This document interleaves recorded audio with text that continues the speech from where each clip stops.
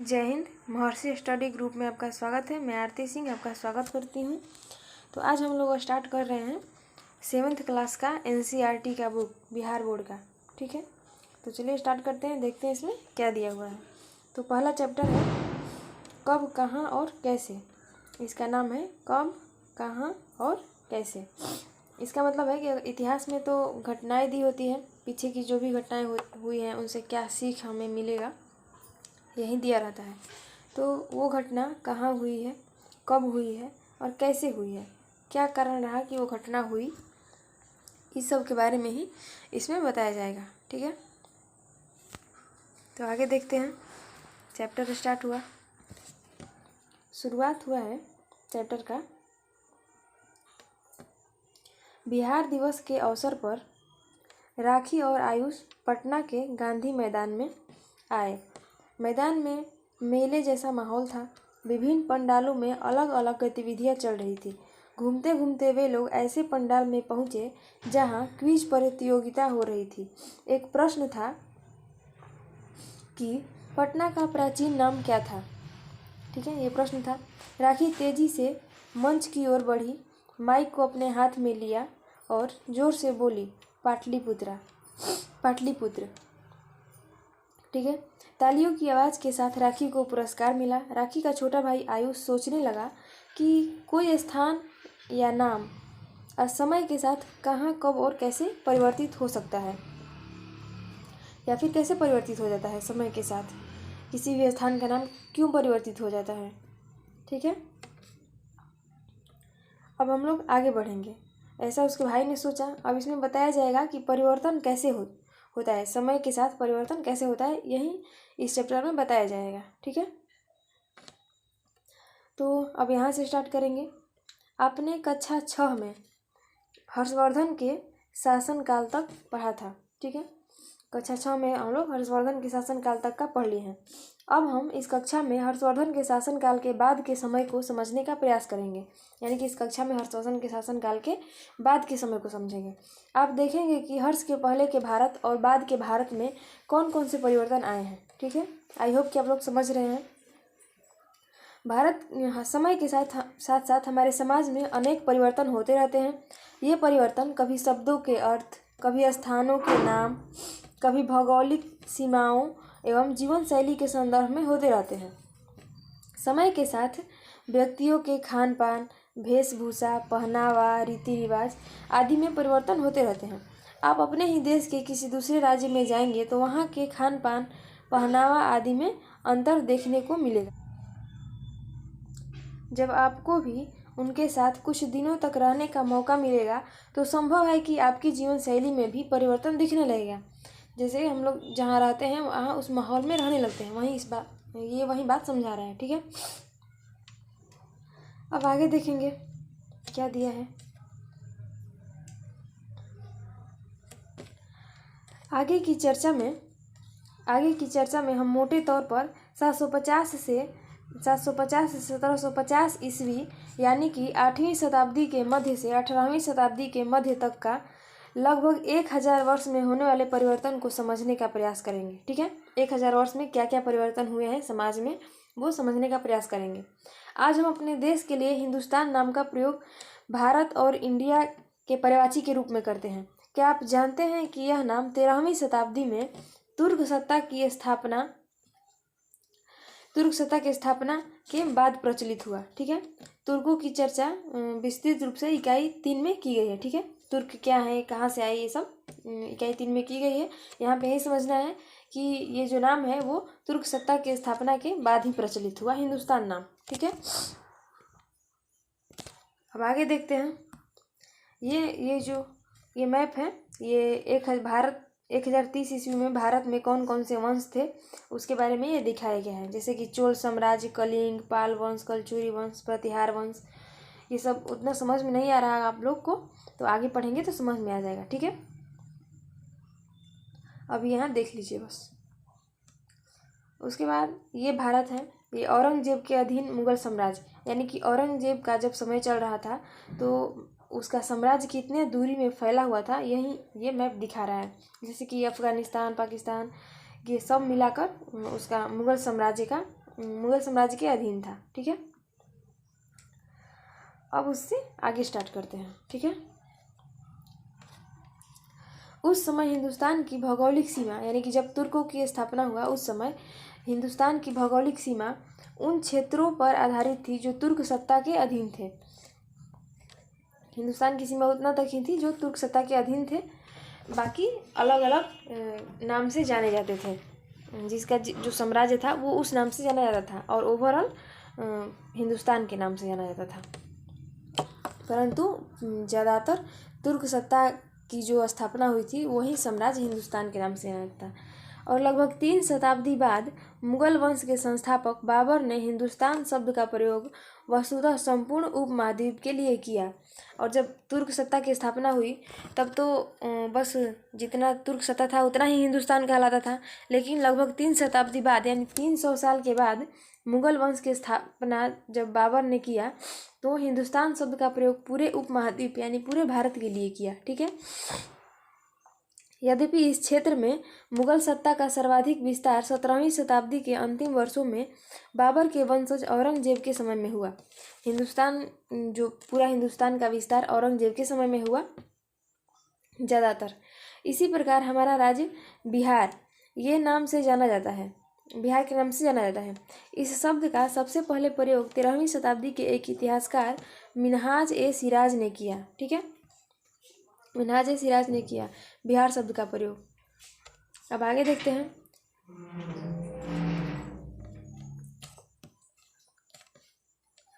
बौद्ध बिहारों की इस भूमि को अर्ज ए बिहार नाम दिया गया। ठीक है, और मुगल काल में अकबर ने इसे प्रांत के रूप में गठित किया।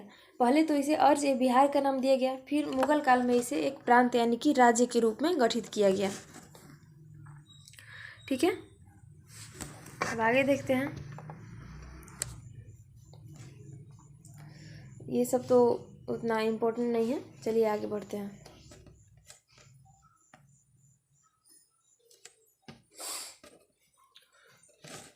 अब यहाँ से देखेंगे, मध्ययुगीन भारत का आर्थिक जीवन मुख्यतः कृषि पर आधारित था।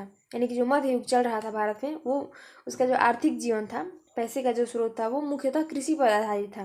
कृषि के साथ साथ छोटे स्तर पर भी अन्य आर्थिक गतिविधियों का संकेत देखने को मिलते हैं। इनसे वाणिज्य, व्यापार और शहरी जीवन की रफ्तार धीरे धीरे बढ़ने लगी। इसमें विज्ञान तथा प्रौद्योगिकी के विकास की भूमिका महत्वपूर्ण थी। जब विकास हो रहा था तो उसमें विज्ञान और प्रौद्योगिकी यानी कि उद्योग धंधे का विकास की जो भूमिका थी वो महत्वपूर्ण थी बदलाव के लिए। उत्पादन के क्षेत्र में आए तकनीकी परिवर्तनों के फलस्वरूप नगरों के विकास एवं उनकी संख्या में वृद्धि हो रही थी। जब उत्पादन बढ़ रहा था, जैसे कि कपड़ा का उत्पादन या किसी भी चीज़ का उत्पादन बढ़ रहा था, तो उसमें जो तकनीकी परिवर्तन आए टेक्निक से उसे और बेहतर किया जा रहा था। तो इससे शहरों का विकास ज़्यादा हो रहा था, क्योंकि शहरों में लोग जाकर बस रहे थे, काम कर रहे थे। लोगों के रहन सहन और विचारधारा में परिवर्तन के कारण भारत के साथ साथ पूरी दुनिया की प्रौद्योगिकी में बदलाव हो रहे थे। आइए अब हम इन विभिन्न क्षेत्रों के प्रौद्योगिकी में हुए परिवर्तन पर एक नज़र डालें। ठीक है, तो चलिए आगे बढ़ते हैं। जैसा कि आप जानते हैं कि प्राचीन समय से ही खेती लोगों की आय का प्रमुख साधन रहा है। ठीक है, पहले खेतों की कोड़ाई के लिए कुदाल या फावड़ा का इस्तेमाल होता था, बाद में हल का इस्तेमाल होने लगा। ये तो समझ में आ रहा है आप लोग को। चलिए, खेतों की सिंचाई हेतु जल प्राप्त करने के लिए कई साधन थे। वर्षा के जल को भी तालाबों और कुंडों में इकट्ठा कर सिंचाई की जाती थी। कुओं से भी सिंचाई होती थी। कुओं के पानी को बाहर निकालने के लिए कई तकनीकी यंत्र प्रचलित थे। पानी को बाहर निकालने के लिए आहर घट या घंटी यंत्र का इस्तेमाल प्राचीन समय से ही होता था। बाद में रहट का इस्तेमाल होने लगा। रहट में जंजीर लगी होती थी जो पानी को गहराई से निकाल पाना संभव बनाती थी। वहीं दांतेदार पहिए इसे पशु शक्ति के उपयोग और जंजीर की गति को ठीक तरह से नियंत्रित करने में सक्षम बनाते थे। चित्र 1 में ये दिखाया गया है। ठीक है, तो आइए हम लोग देख लेते हैं चित्र 1। ये है चित्र 1 और ये है रहट। ये गोल पहिया है, इसे पशु शक्ति से नचाया जाता था तो पानी नीचे से ऊपर आता था। ठीक है, अब यहाँ से आज भी कई गांवों में कहीं कहीं सिंचाई के लिए रहट का प्रयोग आप आसानी से देख सकते हैं। प्राचीन भारत में वस्त्र उद्योग के क्षेत्र में धागों की कताई के लिए केवल हाथ से चलने वाले पहिए और तकली का प्रयोग होता था।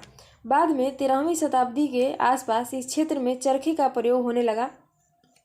13वीं शताब्दी के आसपास जो कपड़ा उद्योग था उसमें चरखे का उपयोग होने लगा। ठीक है। धुनिया की कमान धुनकी भी संभवतः इसी समय भारत में आई, यानी कि 13वीं शताब्दी के आसपास ही दुनिया की कमान जो धुनकी, जिसे धुनकी कहा जाता है, वो भारत में आई,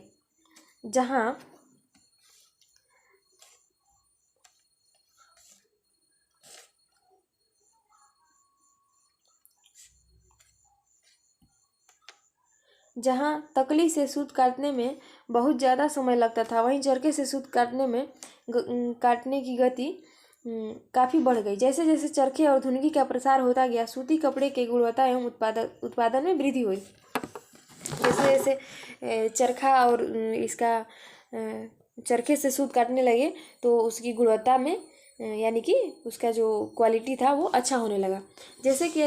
जैसा कि आपने कक्षा 6 में पढ़ा था कि लेखन के क्षेत्र में हमारे देश के लोग ताड़ के पत्तों का अधिकतर प्रयोग करते थे, यानी कि ताड़ के पत्तों पे कुछ भी लिखा जाता था। परंतु मध्य युग में तुर्कों के आगमन के साथ लेखन में कागज का व्यापक उपयोग होने लगा। जब तुर्क आए मध्य युग में तो वो कागज का उपयोग करते थे। सबसे पहले कागज 100 ईस्वी के आसपास चीन में बनाया गया था। अपने देश में कागज का प्रयोग 13वीं शताब्दी के आसपास हुआ। इससे ज्ञान और शिक्षा के प्रसार में काफ़ी वृद्धि हुई। जब कागज का उपयोग होने लगा तो ज्ञान और शिक्षा के प्रसार में काफ़ी वृद्धि हुई। आसानी से लिख पढ़ सकते थे लोग। व्यापारिक लेन देन में भी काफ़ी सुविधा हुई। उस काल की रचनाएं भी पांडुलिपि के रूप में सुरक्षित है। उस काल में जो रचनाएं हुई वो आज सुरक्षित रखी हुई हैं। अब देखते हैं आगे क्या परिवर्तन हुआ। 13वीं शताब्दी के आसपास, यहाँ से 13वीं शताब्दी के आसपास विज्ञान के क्षेत्र में समुद्री जहाज़ों पर चुंबकीय कुतुबनुमा यानी दिशा सूचक यंत्र का उपयोग हुआ।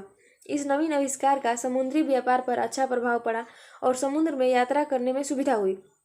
दिशा का पता चलने लगा था कि किस दिशा में हम जा रहे हैं। उससे पहले दिशा का पता नहीं चलता था समुद्र में, और समुद्र में दूर दूर तक कुछ दिखाई नहीं देता है। दूसरा आविष्कार था समय सूचक उपकरणों का प्रयोग। 14वीं शताब्दी में सुल्तान फिरोज शाह के बारे में इकाई 3 में विस्तृत रूप में बताया जाएगा। ठीक है। तो फिरोज शाह ने फिरोजाबाद यानी कि दिल्ली में एक मीनार पर अनेक नक्षत्र घड़ियों, एक धूप घड़ी और एक जल घड़ी भी लगवाई थी, जिससे समय का सही सूचना दी जाती थी।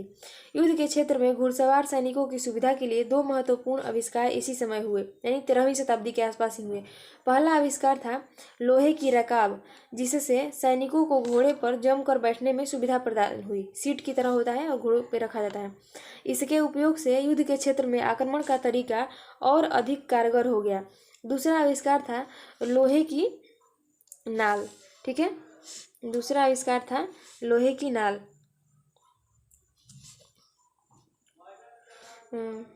लोहे की नाल, जो कि यहाँ से दूसरा आविष्कार था लोहे की नाल, जो घोड़े के खुर में लगाई जाती थी। नाल लगाने के 2 लाभ थे।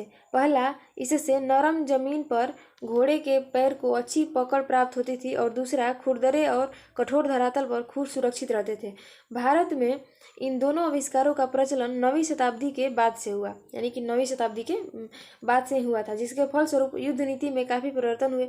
परंतु इसका व्यापक प्रयोग तुर्कों के आगमन के बाद ही संभव हुआ, यानी कि 9वीं शताब्दी में ही इसका प्रयोग हो गया था घोड़े के नाल का, लेकिन व्यापक रूप पे यानी कि ज़्यादा मात्रा में तुर्कों के आगमन के बाद ही हुआ। ठीक है। अब आगे देखते हैं। नई प्रौद्योगिकी एवं विचारधारा लाने में भारत के बाहर से आए लोगों का भी बहुत बड़ा योगदान है। भारत के बाहर से आए लोग यानी कि जो भी विदेशों से लोग आए थे भारत में व्यापार करने के लिए, उनका, जैसा कि आप जानते हैं कि प्राचीन समय से ही इस उपमहाद्वीप के लोग व्यापार करने दूसरे देशों में जाते थे, यानी कि भारत के लोग दूसरे देशों में जाते थे। ठीक इसी प्रकार इन देशों के लोग यानी कि दूसरे देश के लोग भी व्यापार करने भारत आते थे। ऐसे ही व्यापारियों का एक समूह अरब प्रायद्वीप से भारत के पश्चिमी तट से होकर आया। ठीक है।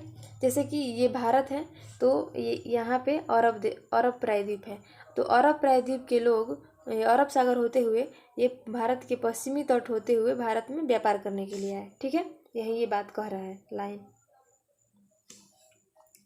भारत आया, धीरे धीरे इनमें से कुछ व्यापारियों ने यहाँ रहना प्रारंभ कर दिया। जो व्यापारी व्यापार करने आए थे वो यहाँ रहना प्रारंभ कर दिए। अरब लोगों ने 8वीं शताब्दी में सिंध पर अपना शासन भी स्थापित कर लिया। अब ये अपना शासन स्थापित करने लगे, आए थे व्यापार करने और शासन स्थापित करने लगे। इन्हीं अरबों के साथ भारत में एक नए धर्म इस्लाम का आगमन हुआ।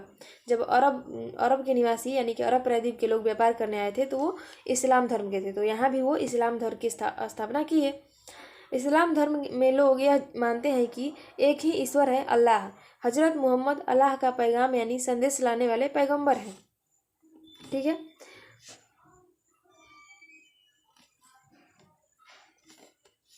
पैगंबर है। इस्लाम धर्म के अनुयायी मुसलमान कहलाते हैं। ठीक है, मुसलमान कुरान शरीफ को अपना धर्म ग्रंथ और पथ प्रदर्शक मानते हैं। आई होप ये समझ रहे होंगे आप लोग। अरब लोग अपने साथ अपने यहाँ के रीति रिवाज, पहनावा और पकवान लेकर भी आए। जो वहाँ अपने यहाँ जो रीति रिवाज अपनाते थे वहीं यहाँ भी अपनाने लगे। इनके प्रमुख पकवानों में पुलाव, बिरयानी, कोरमा, फिरनी आदि प्रमुख है। कालांतर में ऐसे ही नए प्रभाव तुर्क, अफगान और मुगल भारत में लेकर आए।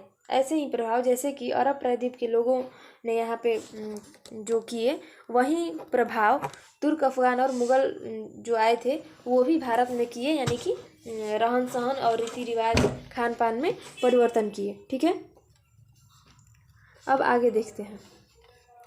अरबों का प्रभाव भारत के सीमावर्ती एवं तटीय क्षेत्रों तक ही सीमित रहा। अरब जो आए थे तो वो भारत के जो तटीय एरिया है वहाँ तक ही सीमित रहा, यानी कि इधर के एरिया में ही सीमित रहा। इस संपर्क से ज्ञान विज्ञान और वैचारिक स्तर पर सीमित आदान प्रदान हुआ, यानी कि जो भी ज्ञान विज्ञान या विचारों का जो आदान प्रदान हुआ वो सीमित ही रहा, क्योंकि इधर ही बस रहते थे, तटीय एरिया में ही रहते थे, तो उतना ही हुआ। कालांतर में तुर्क, अफगान, ईरानी और मुगलों ने इस देश में प्रवेश किया और भारत में अस्थायी राज्यों की स्थापना की। जब अफगान, ईरानी और मुगल आए तो भारत में अस्थायी राज्य की स्थापना करने लगे, यानी कि वो उनका अपना राज्य होगा और वहाँ वो शासन करेंगे, यही अस्थायी राज्य। इनके आने से सामाजिक, सांस्कृतिक और बौद्धिक जीवन में ज़्यादा व्यापक और दूरगामी प्रभाव पड़े। इनके आने से ये बहुत बड़ा दूरगामी, यानी कि अच्छा नहीं, दूरगामी यानी कि बुरा प्रभाव पड़ा। इनसे हमारी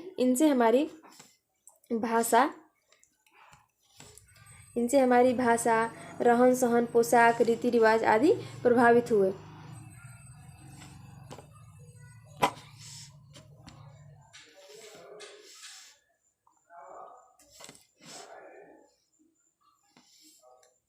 इनसे हमारी भाषा, रहन सहन, पोशाक, रीति रिवाज आदि प्रभावित हुए और उनमें एक मिलीजुली परंपरा का विकास हुआ, यानी कि कुछ उनका मिलाकर और कुछ हमारा मिलाकर एक मिलीजुली परंपरा का विकास हुआ भारत में, और इसे ही गंगा जमुनी संस्कृति कहते हैं। ठीक है, इसके बारे में विस्तृत रूप से हम आगे की इकाइयों में पढ़ेंगे, यानी कि आगे इसके बारे में पढ़ेंगे, ये गंगा जमुनी संस्कृति के बारे में। क्या आपको अपने गांव में गंगा जमुनी संस्कृति की झलक देखने को मिलती है, यानी कि कुछ शहरी और कुछ गांव की परंपरा देखने को मिलती है? हाँ, मिलती है। बहुत सारे लोग हैं जो शहर से आए हैं, कुछ शहर का रूल अपनाते हैं और कुछ गांव का रूल अपनाते हैं। प्रसिद्ध विद्वान सैयद सुलेमान नदवी ने भारत में बस गए। अरब के एक कवि अरब जियल सिंधी के एक अरबी गीत का उदाहरण दिया है जिसमें वह भारत की दिल खोलकर प्रशंसा करता है, यानी कि जो अरब का वो कवि है वो दिल खोलकर भारत की प्रशंसा करता है। तो चलिए देखते हैं क्या प्रशंसा करता है।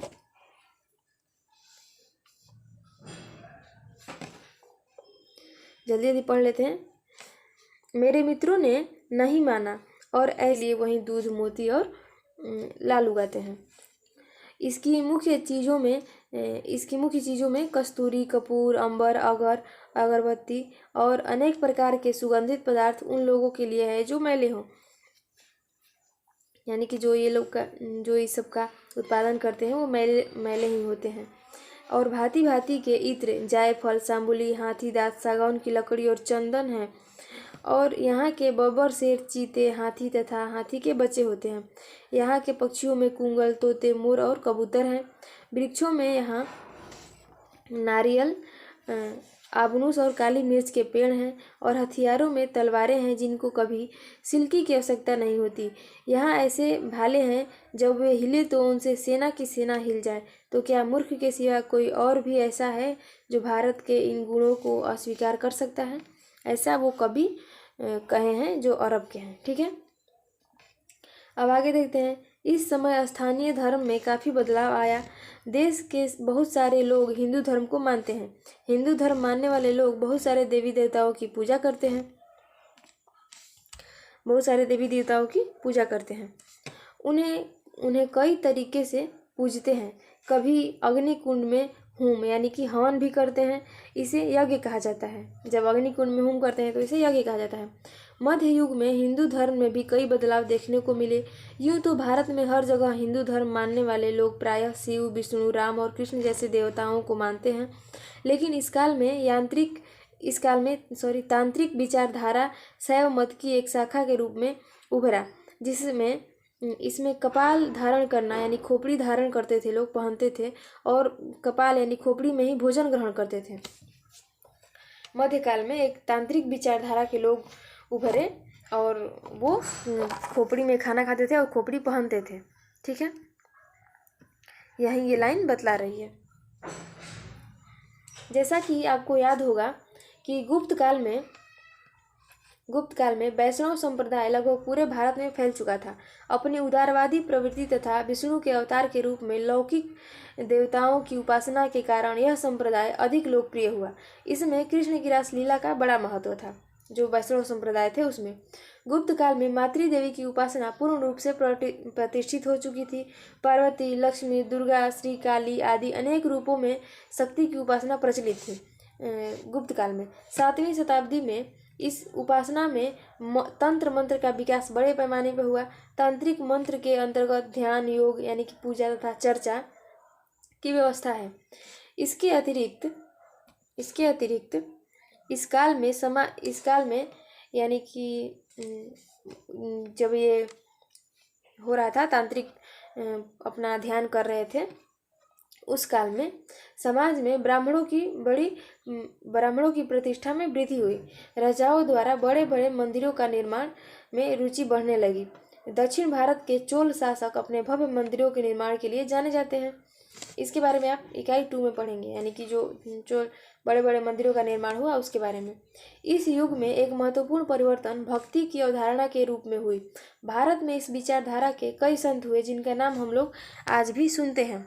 यानी कि भक्ति विचारधारा के बहुत से लोग हुए जिनका नाम हम लोग आज भी सुनते हैं, जैसे कि कबीर, रैदास, गुरु नानक, रामानंद आदि प्रसिद्ध संत कवि थे। इनके दोहे आज भी आप आम आदमी द्वारा सुनते होंगे एवं हिंदी की पुस्तकों में पढ़ते होंगे। इन लोगों ने इस बात को समझने का प्रयास किया कि बिना किसी कर्मकांड यानी बाह्य दिखावा के प्रेम, भाईचारा एवं भक्ति के द्वारा भगवान के करीब पहुंचा जा सकता है। इन भक्त संतों की तरह कई मुसलमान संत भी थे जो सूफी संत कहलाए। जो हिंदू थे वो संत कवि कहलाए और जो मुसलमान थे ऐसे वो सूफी संत कहलाए। सूफियों ने इस बात पर जोर दिया कि सच्चे दिल से अल्लाह को प्रेम करना, धन दौलत व पद सब त्याग कर गरीबों और लाचारों की सेवा करना ही धर्म है। बिहार के प्रसिद्ध हिंदी भक्त कवियों में दरिया साहब का नाम भी उल्लेखनीय है। इनका जन्म शाहाबाद जिले के एक मुस्लिम परिवार में हुआ था। पटना जिले के मनेर के प्रसिद्ध हजरत सफरुद्दीन अहमद प्रमुख सूफी संत थे। ठीक है, इनके बारे में विशेष रूप से आप इकाई 7 में पढ़ेंगे, यानी कि हजरत सफरुद्दीन अहमद जो है उनके बारे में। ठीक है, अब आगे देखते हैं आगे क्या दिया है। नए सामाजिक और राजनीतिक समूह का उदय। अब इस वीडियो में हम लोग इतना ही पढ़ेंगे और अगली वीडियो में हम यहाँ से पढ़ेंगे कि अब समाज में क्या क्या परिवर्तन हो रहे थे, राजनीतिक और सामाजिक परिवर्तन क्या क्या हो रहे थे। ये तो था कि जैसे कि खेती होने लगी थी, खेती में कैसे परिवर्तन हुए, या फिर जो भी कपड़ा उद्योग में कैसे परिवर्तन हुए, भक्ति में कैसे परिवर्तन हुए, ये सब के बारे में पढ़ें। अब हम लोग राजनीतिक और सामाजिक परिवर्तन क्या हुए थे उस मध्यकाल में, उसको हम लोग अगली वीडियो में पढ़ेंगे। अगर आप लोगों को ये वीडियो समझ में आई तो कमेंट में ज़रूर लिखें, लाइक करें, ताकि हम समझें कि हम जो कर रहे हैं वो अच्छा कर रहे हैं, आप लोगों को समझ में आ रहा है। तब तक के लिए जय हिंद, थैंक यू।